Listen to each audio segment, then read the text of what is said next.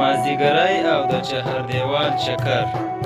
او ویډیو خاص د مسافرو لپاره ده او ویډیو تر پایه وګورئ. لایک، کمنټ او شیر مه هیروئ. مننه، خوشحاله اوسئ.